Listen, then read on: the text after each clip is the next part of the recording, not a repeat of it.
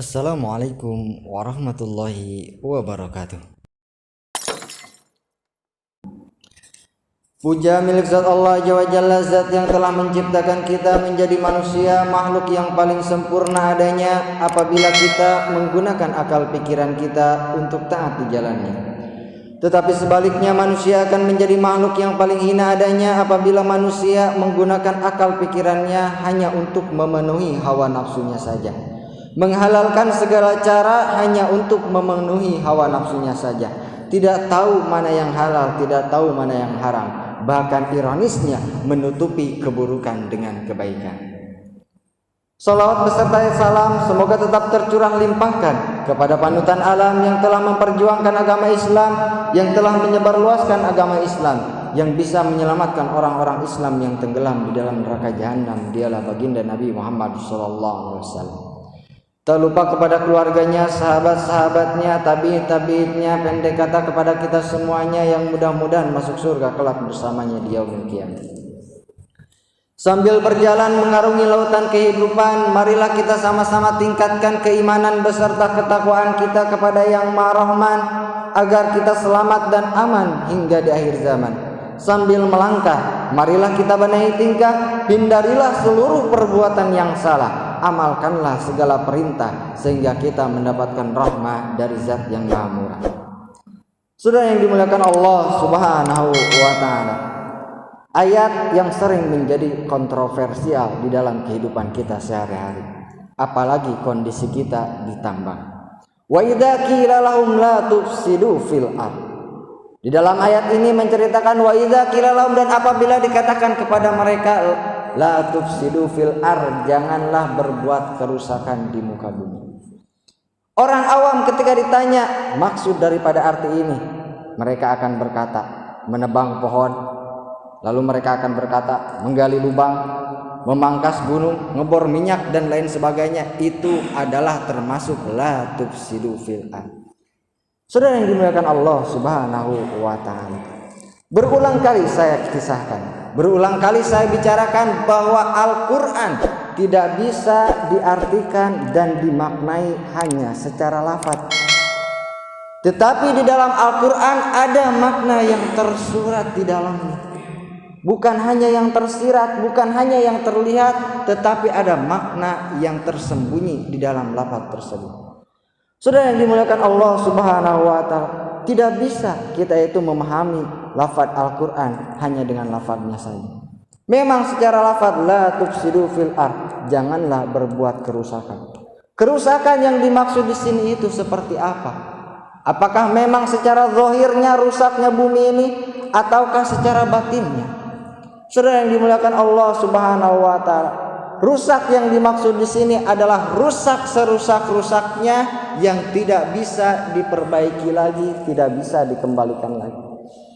Kalau tambang kondisi kita sekarang kita menggali, tetapi setelah kita selesai menggali lahan tidak dipakai lagi, ada yang namanya reklamasi, pengembalian lahan. Walaupun memang butuh waktu bertahun-tahun misalnya untuk kembali lagi seperti normal, dan itu ada tahap-tahapnya. Memang bisa kembali dan itu tidak termasuk la tufsidu fil ardh. Kenapa demikian? Karena dalam ayat lain Allah Subhanahu wa ta'ala perintahkan kita untuk mencari keberkahan yang ada di muka bumi. Fa idza qudiyatis sholatu fantasiru fil ardi wabtagu min fadlillah wadhkurullaha katsiran la'allakum tuflihun. Fa idza qudiyatis sholat, kalau kalian sudah selesai sholat Jumat, fantasiru fil ardi, maka menyebarlah kalian di muka bumi. Ada yang ke mes, ada yang ke tambang, ada yang ke office dan lain sebagainya, mencari keberkahan daripada Allah Subhanahu wa ta'ala yang Allah taburkan di muka bumi. Berarti kegiatan kita bukan yang termasuk di dalam merusak. Lalu yang dimaksud dengan merusak itu seperti apa? Saudara yang dimuliakan Allah Subhanahu wa ta'ala, fasad, merusak. Merusak yang sesungguhnya adalah dengan kerusakan moral. Bila mana moral kita itu sudah rusak, akhlak kita sudah rusak, perilaku kita sudah rusak, maka azab yang Allah turunkan menghancurkan tempat tinggal orang tersebut. Setelah dihancurkan oleh Allah, maka tempat tersebut tidak akan ada lagi keberkahan sama sekali, tidak akan bisa lagi dipergunakan.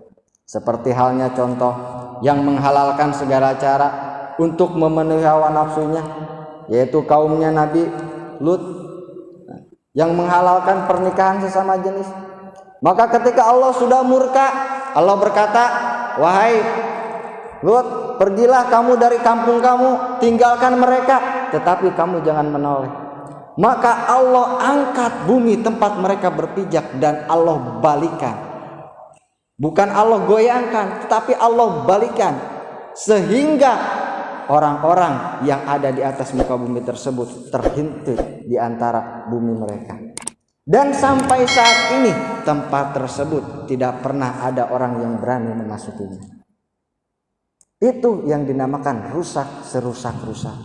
Tidak bisa dikembalikan, tidak bisa dimanfaatkan kembali.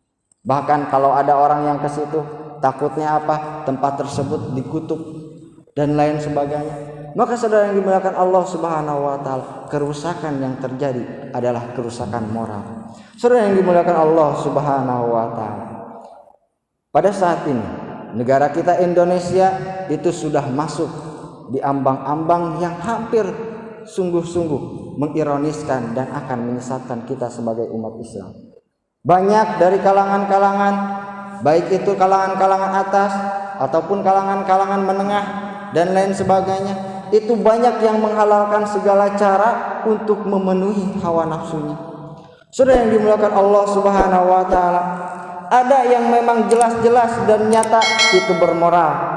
Tetapi ironisnya ada juga yang itu menutupi hal-hal yang buruk dengan kebaikan. Kalau memang misalnya ada segelintir orang yang memang di kalangan bawah, biasanya mereka maksiat, berjudi segala macam, itu memang mereka melakukan maksiat dan itu memang hal yang tidak bermoral. Tetapi ada lagi orang yang ironisnya mereka itu melakukan keburukan tetapi ditutupi dengan kebaikan. Ada orang ibadah hanya untuk dipilih oleh orang lain. Ada orang ibadah hanya untuk bermaksiat kepada Allah Subhanahu wa taala. Maka saudara yang dimuliakan Allah Subhanahu wa taala, ada orang naik haji. Kenapa naik haji? Sengaja. Supaya apa? Supaya orang tahu bahwa dia itu Islam dan dipilih oleh orang lain sehingga dia naik jabatan. Maka hajinya memang ibadah, tetapi ibadahnya itu menutupi keburukan. Apa keburukannya? Keburukannya itu hanya ingin naik jabatan. Saudara yang dimuliakan Allah Subhanahu wa taala, beribadah hanya ingin naik jabatan, beribadah hanya untuk maksiat, beribadah hanya untuk kehidupan dunia. Rajin sholat agar naik jabatan, menghalalkan yang diharamkan oleh Allah Subhanahu wa taala dengan cara yang haram, yang diharamkan oleh Allah Subhanahu wa taala dihalalkan dengan alasan apa? Oh, itu obat. Padahal sesungguhnya yang halal masih banyak. Berani mengatakan hal tersebut halal padahal itu haram. Saudara yang dimuliakan Allah Subhanahu wa taala, bahkan dalam segi hukum juga udah luar biasa.